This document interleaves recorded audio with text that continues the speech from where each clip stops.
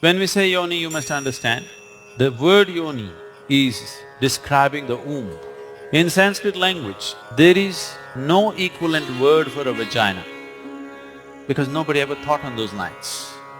Only when sexuality became a consciousness by itself in people's minds, only this outer part became important in somebody's mind. Otherwise, this whole thing was a womb. It was seen as a sacred space. When you see this linga, you must understand this is the inside of the womb. That is why the female part is at the base and the linga is here. The Devi temple is only an appendage to the Dhyana linga.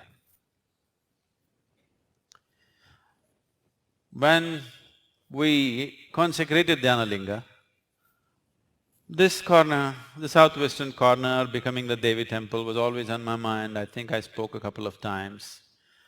But we did not have the means nor the time on our hands to do it at that time.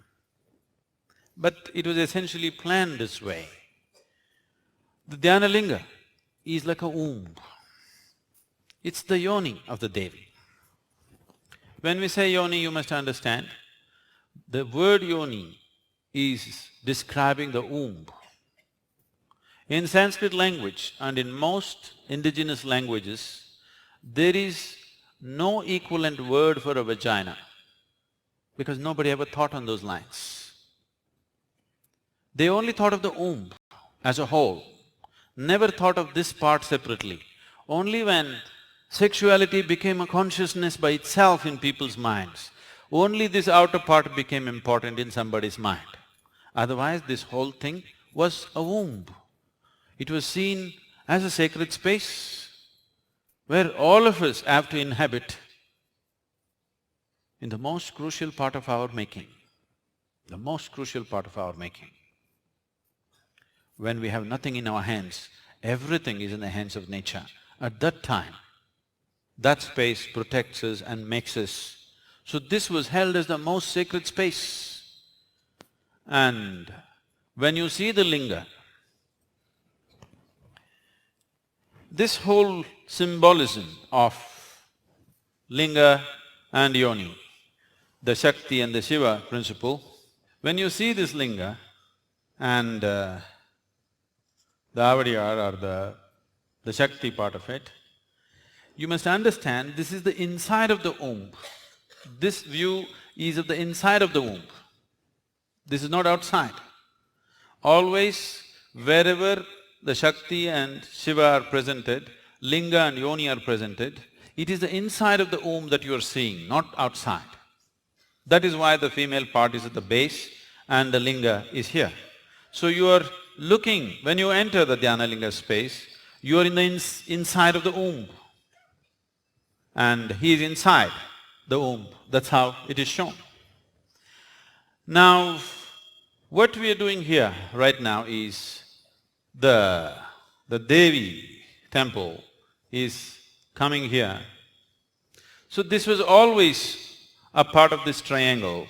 It is just that we had not created an official space, but this was always the part of this triangle because this is the yoni. And right now, this is where Bhairavi is.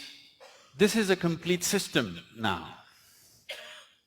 In some way, not in terms of Dhyana linga, he is complete by himself. But as a whole space, this has been a slightly incomplete space. So now this process is complete.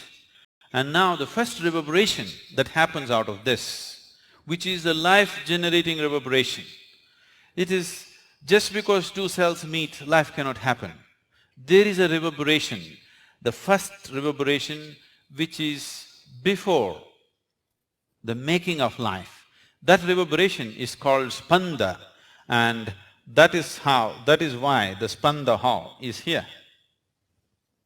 In this direction, the spanda hall and the Devi temple are exactly like this.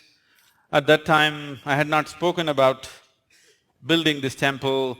I had to do lot of convincing to tell them, this is the angle I want the Spanda hall in. They said, no, this will look better, that will look better. I said, no, this is the way we want it, because this is a whole system. Actually, in the right context, if we had done it in the right way, right is not the word, if we had time and means to do it the right… and the necessary social maturity, we should have started from this end. We should have first established Bhairavi, then gone for Dhyanalinga, then gone for Spanda Hall. That would have been the natural order of things. But we did this first, then this, and then this.